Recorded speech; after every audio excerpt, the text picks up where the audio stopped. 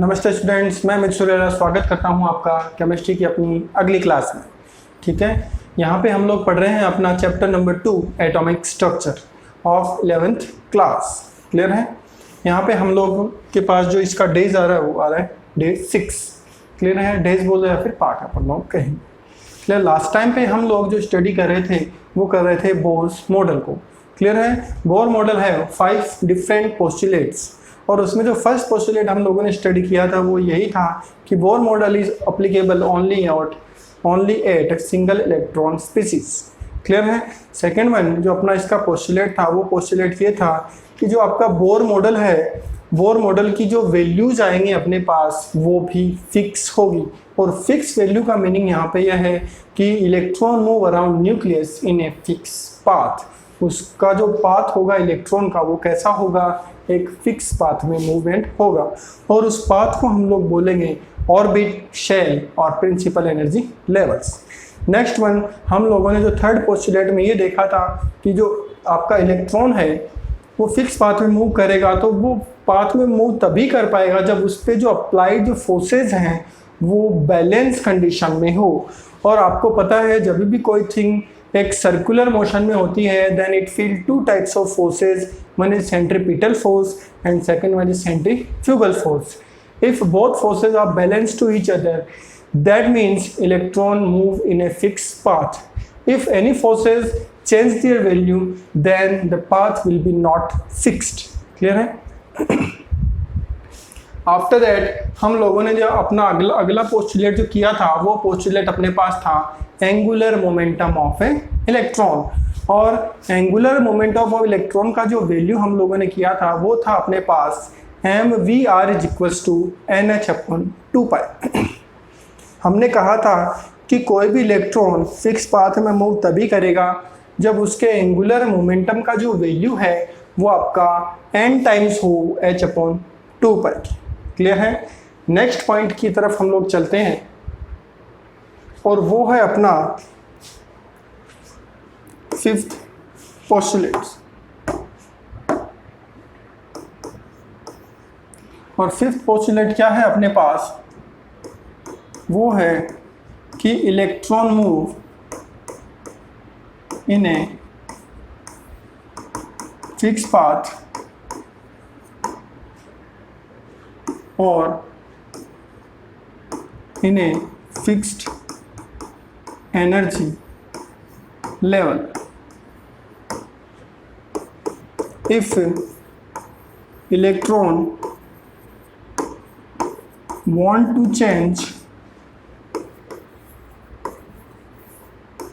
to change their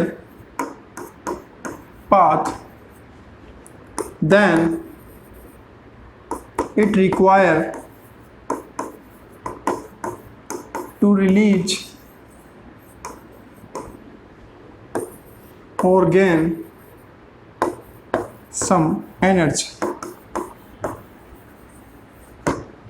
क्या कह रहा है इसका अगला जो पोस्टुलेट है वो अपने को ये कह रहा है कि इलेक्ट्रॉन आपने कहा कि वो फिक्स पाथ में मूव करता है, इतना बात ठीक है, बट अगर इलेक्ट्रॉन अपना पाथ चेंज करना चाहता है, अगर इलेक्ट्रॉन अपना पाथ चेंज करना चाहता है तो उसके लिए उसको क्या करना पड़ेगा, उसके लिए उसको जो अपना एनर्जी है उसको या तो रिलीज करना पड़ेगा या फिर एनर्जी को गेन करना पड़ेगा, तब कहीं जाके वो जो है अपना पाथ चेंज कर सकता है, अपना एनर्जी का जो लेवल है उसको चेंज कर सकता है।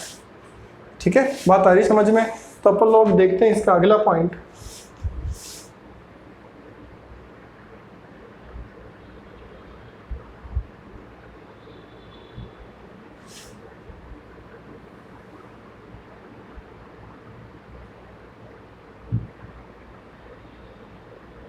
और वो है अपने पास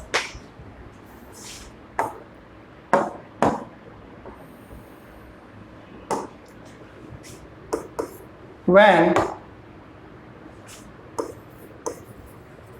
electron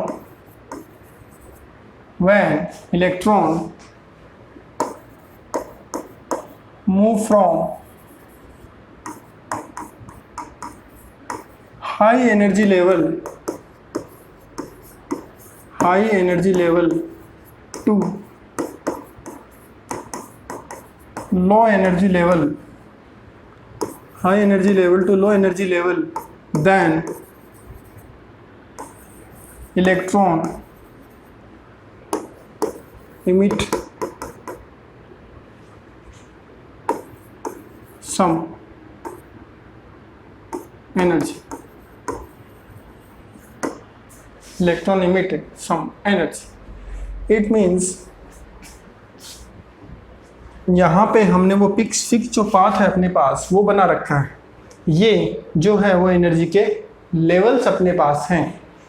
अगर इलेक्ट्रॉन जो है वो आपका higher energy level to lower energy level जाना चाहता है, हायर मीन्स हो गया एनर्जी जो लेवल थर्ड का है उसका value compare then level second high है, एंड सेकंड का जो एनर्जी वैल्यू है कंपेयर देन एनर्जी फर्स्ट से उसका वैल्यू हाई है।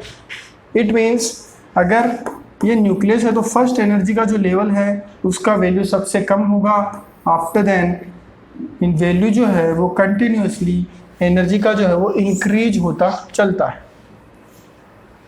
ठीक है, तो इलेक्ट्रॉन आपका higher energy level to lower energy level जाना चाहता है। इट मीन्स ये हो गया कि यहाँ पे इलेक्ट्रॉन का जो एनर्जी हायर है और वो जाना चाहता है आपका लोअर एनर्जी लेवल में। तो हायर टू लोअर जाने के लिए क्या करना पड़ेगा, उस इलेक्ट्रॉन को उसके पास जो एक्स्ट्रा एनर्जी है, एक्स्ट्रा एनर्जी मीन्स जो एनर्जी गैप यहाँ पे इन दोनों एनर्जी लेवल्स के बीच में है, उस गैप की जो एनर्जी है उसको वो जब तक रिलीज नहीं करेगा तब तक वो इस सेकेंड एनर्जी लेवल में नहीं जा पाएगा। बात आ रही है आपको समझ में कि जब आपके पास एक्स्ट्रा एनर्जी होती है, जब तक आप उस एक्स्ट्रा एनर्जी को रिलीज नहीं करोगे आप लोअर एनर्जी लेवल्स में नहीं जा सकते। ठीक है, जैसे मान लो अपन लोग घर पे खाना खाते हैं, फुल एनर्जी लेते हैं, उसके बाद में हम लोग काम करते हैं तो अपना एनर्जी का जो लेवल है वो धीरे धीरे डाउन होता है और एट द लास्ट अपनी जो एनर्जी होती है वो लोअर एनर्जी लेवल्स के इक्वल हो जाती है। सेम एज वैसा ही यहाँ पे इलेक्ट्रॉन में भी है।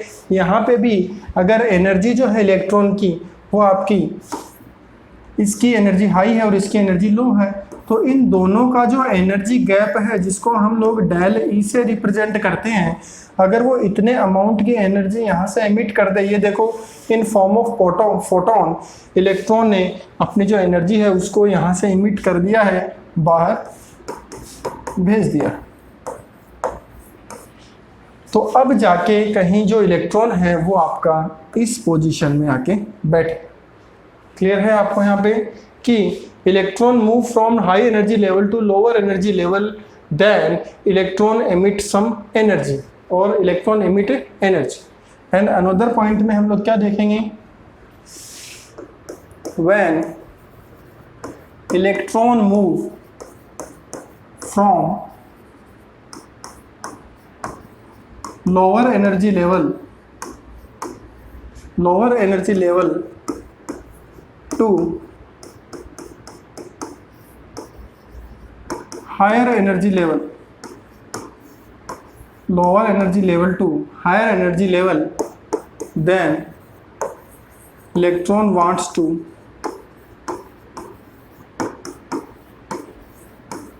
gain some energy. तो यहाँ पे आपने क्या देखा कि अगर electron lower level to higher level में जाना चाहता है तो उसको कुछ अमाउंट में या फिर जो डिफरेंस का जो अमाउंट होता है उस अमाउंट में उसको वो एनर्जी गेन करनी पड़ेगी, and after the gain the energy values it move from lower energy level to higher energy levels. जैसे अपनी एनर्जी बिल्कुल लोअर हो गई है तो अपने को अपनी एनर्जी का लेवल इंक्रीज करने के लिए क्या करना पड़ेगा, कुछ फूड जो है वो अपने को खाना पड़ेगा। जैसे ही हम लोग फूड खाएंगे तो अपनी एनर्जी का लेवल वापस से इंक्रीज हो गया। सेम एज वही यहाँ पे अपने पास इलेक्ट्रॉन के बारे में भी ऐसा ही है। न्यूक्लियस है और ये इसका फर्स्ट पाथ है, ये सेकंड पाथ है। मान लेंगे फर्स्ट पाथ में इलेक्ट्रॉन है अपने पास और ये इलेक्ट्रॉन जो है वो आपका सेकंड पाथ में जाना चाहता है। ये के शेल हो गई, ये एल शेल हो गई। तो आपका जो इलेक्ट्रॉन है वो के शेल टू एल शेल जाना चाहता है, बट आपको पता है एल का जो एनर्जी है दिस आर ग्रेटर देन के लेवल। तो इट मीन्स अब इलेक्ट्रॉन का एनर्जी लेवल के एनर्जी लेवल के इक्वल करने के लिए हम लोग क्या करेंगे, इसको कुछ अमाउंट में जो एनर्जी है वो गेन करवाए। तो इलेक्ट्रॉन यहाँ पे क्या करेगा, स्मॉल अमाउंट में एनर्जी गेन करेगा and after the gain energy it move to higher energy levels. तो ये होते हैं आपके बोर के 5 postulates and all these are postulates are very very important for us. Clear है आपको, यहाँ पे अच्छे समझ में आए होंगे कि बोर ने अपने को क्या पोस्टुलेट दिए और इनकी क्या जो वैल्यूज होती हैं वो हम लोगों ने यहाँ पे देखी। क्लियर है। अब हम लोग चलते हैं बोर की एप्लीकेशंस पे।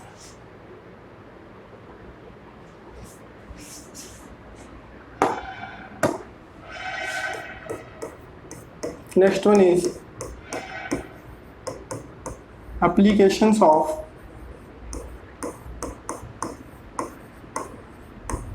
Bohr's model. Applications of Bohr's model it mean जो बोर ने अपने को जो मॉडल दिया था, इस मॉडल की क्या कुछ एप्लीकेशंस भी अपने पास हैं और इन एप्लीकेशंस में हम लोग किन की वैल्यूज जो है उनको इजीली कैलकुलेट करेंगे। तो बोर की जो एप्लीकेशंस है इसमें फर्स्ट है calculate radius of atom. Calculate radius of atom कि एटम की जो रेडियस है उसको हम लोग by help of Bohr model easily calculate कर सकते हैं और उसका जो मैथमेटिकल वैल्यू है वो हम लोग डिराइव कर सकते हैं। ठीक है, यहाँ पे देखो कुछ वैल्यूज हैं, मैं लिख रहा हूँ। Size of nucleus, size of जो न्यूक्लियस होती है उसका ऑर्डर होता है 10⁻⁻15 मीटर का एंड साइज ऑफ एटम ये जो होती है इनकी वैल्यूज होती है 10⁻10 मीटर। अब रेडियस ऑफ एटम हम लोग कैसे कैलकुलेट कर सकते हैं यहाँ पर, तो उसके लिए हम लोग जो बोर मॉडल है उसका यूज करेंगे और कैसे हम लोग बोर मॉडल का यूज करेंगे वो यहाँ पे अच्छे से देखेंगे। तो एक मैथमेटिकल डेरिवेशन हम लोग यहाँ पे करने जा रहे हैं, तो आप सभी को यहाँ पे साथ में रख के पढ़ना है।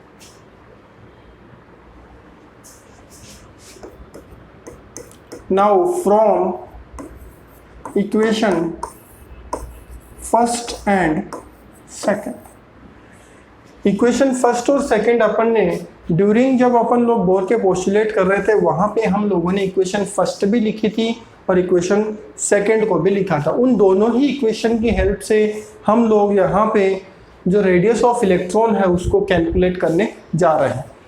रेडियस कैलकुलेट करने के बाद में हम लोग जो वेलोसिटी ऑफ इलेक्ट्रॉन है वो भी कैलकुलेट करेंगे और जो एनर्जीज ऑफ इलेक्ट्रॉन्स हैं वो भी कैलकुलेट की जाएगी। ठीक है, तो देखो कैसे हम लोग कैलकुलेट करेंगे और क्या इनका मेथड्स है। तो इक्वेशन फर्स्ट में लिखता हूँ यहाँ पे और वो थी आपकी mv²/r is equals to Ze²/r²। These are equation first and what about equation second. तो देखो इक्वेशन सेकंड अपने पास क्या थी, mvr is equals to nh/2π। तो ये दो इक्वेशंस अपने पास हैं। अब हम लोग क्या करेंगे, इन दोनों इक्वेशन की हेल्प से जो रेडियस है जो r है उसका वैल्यू कैलकुलेट करेंगे। ठीक है, और वो कैलकुलेट कैसे करेंगे, देखो यहाँ पे कौन और क्या क्या वैल्यूज है। m is mass of electron fix होता है, वेलोसिटी फिक्स नहीं है, रेडियस फिक्स होती है नहीं होती, z एटॉमिक नंबर किसी भी स्पीसीज का जो एटॉमिक नंबर होता है वो फिक्स होता है, e चार्ज ऑफ इलेक्ट्रॉन भी फिक्स है और r फिक्स यहाँ पे नहीं। h यहाँ पे जो है वो प्लांक कांस्टेंट को रिप्रेजेंट करता है। तो इसकी वैल्यू भी जब हम लोग वैल्यू अपने को नीड होगी रखने की तब वहाँ पे रखें। अब मैं क्या करूँगा, taking value of v from equation second and put into equation first. क्या कर रहे हैं हम लोग, इक्वेशन जो सेकंड है उससे v का वैल्यू लेंगे और उस वैल्यू को हम लोग इक्वेशन बी फर्स्ट जो है उसमें पुट कर देंगे। देखो यहाँ पे 2 अननोन स्पीसीज हैं, one is B and one is R. अगर मैं किसी एक स्पीसीज से v का वैल्यू कैलकुलेट करके उसको फर्स्ट में पुट कर दूं तो v जो है वो गायब हो जाएगा, और v जब वहां से हट जाएगा तो अपने पास रेडियस का वैल्यू आ जाएगा। सेम एज जब अपने को वेलोसिटी का वैल्यू कैलकुलेट करना होगा तब अपन लोग इन दोनों इक्वेशन से ही क्या करेंगे, किसी एक इक्वेशन से रेडियस का वैल्यू कैलकुलेट करेंगे और उस रेडियस की वैल्यू को हम लोग अनदर जो इक्वेशन है अपने पास उसमें पुट कर देंगे, तो अनदर इक्वेशन से जो रेडियस का वैल्यू है वो चला जाएगा और अपने पास फाइनली जो वेलोसिटी है वो रिमेनिंग हो जाएगी। समझ में आ रहा है आपको मेथड की कैसे हम लोग इस मैथमेटिकल डेरिवेशन को यहाँ पे करने वाले हैं। तो वैल्यू क्या आया यहाँ पे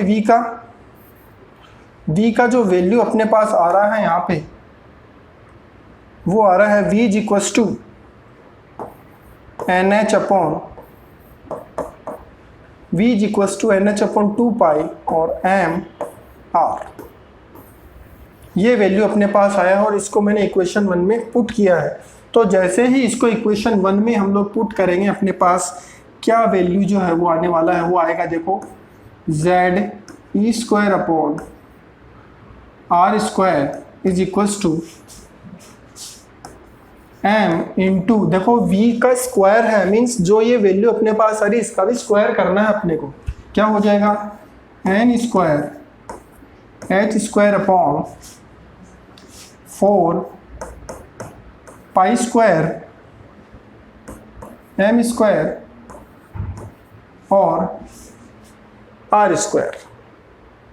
ठीक है, एंड लास्ट में यहाँ पे क्या बचा हुआ है अपने पास, एक r जो है वो और रिमेनिंग m अपॉन r, और v का जो ये वैल्यू है वो मैंने स्क्वायर में लिखा है। ठीक है, z square upon r square is equal to m r into n square h square upon 4 pi square m square r square.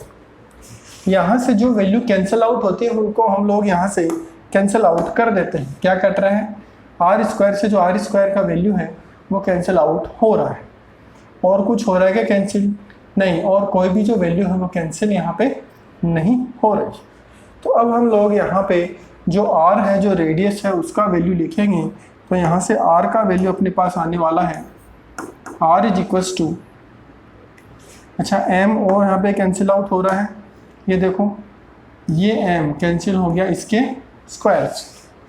ठीक है, then r is equals to कितना आएगा अपने पास n square h square upon 4 pi square m into z e square.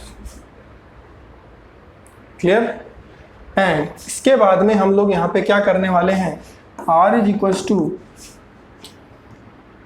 h square upon 4 pi square m e square और into n square upon z। हमने इस equation को इस form में लिख लिया है and put the values of pi का वैल्यू पुट करेंगे, m is mass of electron और वो सब वैल्यू अपने को पता है, और E charge of electron,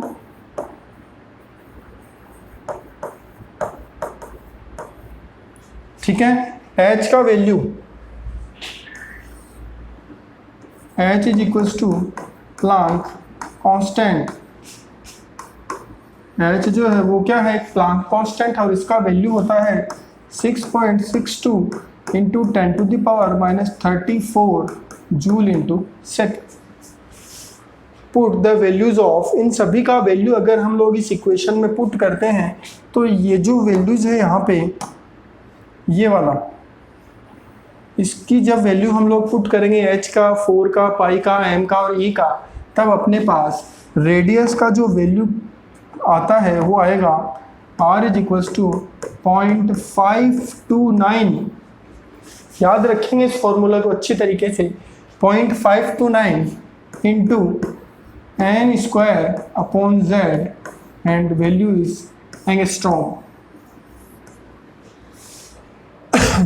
0.529 into n square upon z and answer will be in angstrom unit, and 1 angstrom is equals to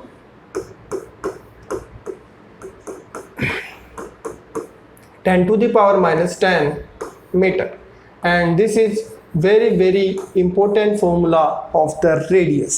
इस फॉर्मूले की हेल्प से हम लोग चाहे हाइड्रोजन हो चाहे कोई भी स्पीसी हो, उसकी जो शेल का रेडियस होता है वो हम लोग इसमें इजीली कैलकुलेट कर सकते हैं।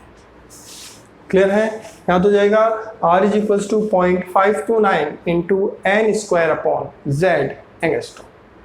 तो ऐसे हम लोगों ने एक छोटा सा सॉल्यूशन यहाँ पे किया, और इस सॉल्यूशन में हमने जो रेडियस ऑफ शेल होता है या फिर जो रेडियस ऑफ स्पीसीज यहाँ पे है उसकी वैल्यू हम लोगों ने कैलकुलेट की। ठीक है, ये रेडियस किसी एक स्पीसीज की डिफरेंट शेल का भी हो सकता है या फिर डिफरेंट स्पीसीज की सिंगल सेल की रेडियस भी हो सकती है। किसी की भी रेडियस हम लोग यहाँ पे एज्यूम कर सकते हैं, बट होना चाहिए वो आपका एक सिंगल इलेक्ट्रॉन कंटेनिंग स्पीसीज। ठीक है, तो अब हम लोग इस पे कुछ क्वेश्चंस जो हैं उनको यहाँ पे करते। क्वेश्चन है आपका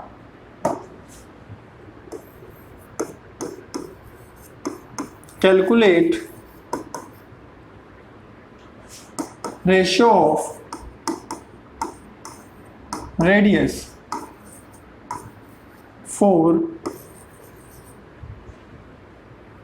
for hydrogen helium plus lithium 2 plus beryllium 3 plus for second shell of electrons। क्या क्वेश्चन है कि आपको 4 different species the, hydrogen, helium, lithium, beryllium, and in species की जो सेकंड सेल होगी या फिर इनकी हम फर्स्ट सेल भी ले सकते हैं, सेकंड कोई भी सेल की वैल्यू हम लोग यहाँ पे ले सकते हैं। ठीक है, आप चाहें तो फर्स्ट सेल की वैल्यू भी यहाँ पे ले सकते हैं, उसमें भी कोई दिक्कत नहीं है अपने क्वेश्चन की। यहाँ से अपने को एक आइडिया होगा कि अगर हम लोग हाइड्रोजन, हीलियम, लिथियम की बात करते हैं तो उनमें जो फर्स्ट सेल का जो साइज है वो कैसे होगा और वो कितना होगा। ठीक है, तो हम लोग आंसर करते हैं। यहाँ पे देखेंगे हम लोग सबसे पहले जो अपना फॉर्मूला ऑफ रेडियस है वो पुट करेंगे।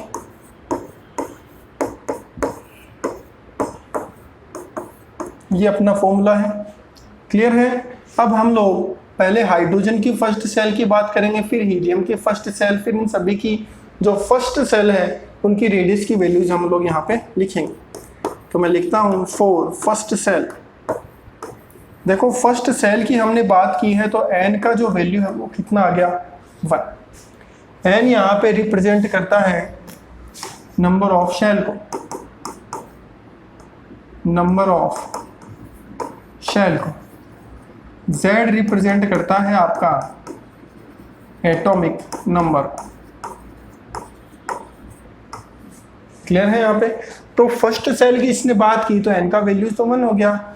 नाउ फॉर हाइड्रोजन, हाइड्रोजन के लिए जो रेडियस का वैल्यू होगा उसको मान लो मैं लिखता हूँ RH, और वो आएगा आपके पास 0.529 इंटू एन स्क्वायर, और एन का वैल्यू कितना है 1, और जेड स्क्वायर, जेड क्या होता है एटॉमिक नंबर, और हाइड्रोजन का एटॉमिक नंबर कितना होता है 1, कितना हो गया आपका 1 का स्क्वायर। क्लियर है? तो कितना हुआ आपका 0.529 इंटू 1। ठीक है, हमको सिर्फ रेशियो कैलकुलेट करना है, तो मैं इनका एग्जैक्ट वैल्यू जो है उसकी कैलकुलेशन में नहीं जाऊंगा। तो आप लोग ध्यान रखें, जब भी किसी न्यूमेरिकल में आपको सिर्फ रेशियो कैलकुलेट करवाता है तब आप उसकी एग्जैक्ट वैल्यू पे कभी ना जाइए, क्योंकि जरूरत ही नहीं है, टाइम वेस्टिंग है अपने लिए। दूसरा क्या हो जाएगा, फॉर हीलियम प्लस। अगर हम लोग हीलियम प्लस की यहाँ पे बात करते हैं तो क्या हो जाएगा हीलियम प्लस के लिए, R ऑफ He plus and is equals to 0.529 into n का वैल्यू वही 1 है, upon n square upon z। तो ये सॉरी यहाँ पे स्क्वायर नहीं आएगा इसका, ठीक है, 1 का 1 ही हुआ। तो n स्क्वायर अपॉन z, और z का वैल्यू कितना है हीलियम के लिए, वो होता है 2। तो आपका ये वैल्यू आ गया। For lithium, represent by radius represent by Li2 plus and it will be 0.529 into n का वैल्यू 1 and z कितना लिथियम का कितना होता है 3। For beryllium 3 plus R of Be3 plus and the value is 0.529 into 1 का square upon 4। Clear है, ये सभी स्क्वायर हैं इसके। इट मीन्स यहाँ पे हमने जो रेडियस की वैल्यूज है उनको कैलकुलेट किया है, बट अपना जो आंसर अपने को चाहिए वो तो किस में चाहिए अपने को, सिर्फ रेशो में। तो रेशो क्या हो जाएगा, R of hydrogen, helium, beryllium,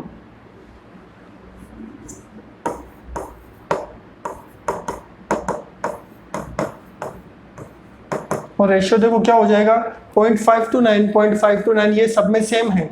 it means जब अपन इसका रेशियो लेंगे तो ये वैल्यू तो कट जाएगी, कैंसिल आउट हो जाएगी। क्या बचेगा अपने पास, only 1, 1/2, 1/3, 1/4, 1 ratio 1/2 ratio 1/3 ratio 1/4 and it is the answer of this question. It is the answer of this question. इसका मतलब ये हो गया, अगर आप किसी भी स्पीसीज की फर्स्ट सेल की बात करते हो तो वहाँ पे जो रेडियस ऑफ सेल है वो आपकी डिक्रीज होती। बात आ रही है आपको समझ में कि हाइड्रोजन के बाद में जो भी सेल होगी उसकी जो साइज है वो आपकी डिक्रीज होगी। डिक्रीज का मीनिंग ये हो गया, ये देखो ये फर्स्ट सेल हो गया R ऑफ हाइड्रोजन, एज्यूम कर रहे हैं हम लोग, सेकंड वाले की जो साइज है वो इससे हाफ होगी, तो ये हो गई आपकी रेडियस, ठीक है, R ऑफ हीलियम प्लस। उसके बाद में साइज और कम हो जाएगा और ये भी रेडियस हो गई आपकी, और ये रेडियस हो गई लिथियम 2 प्लस की।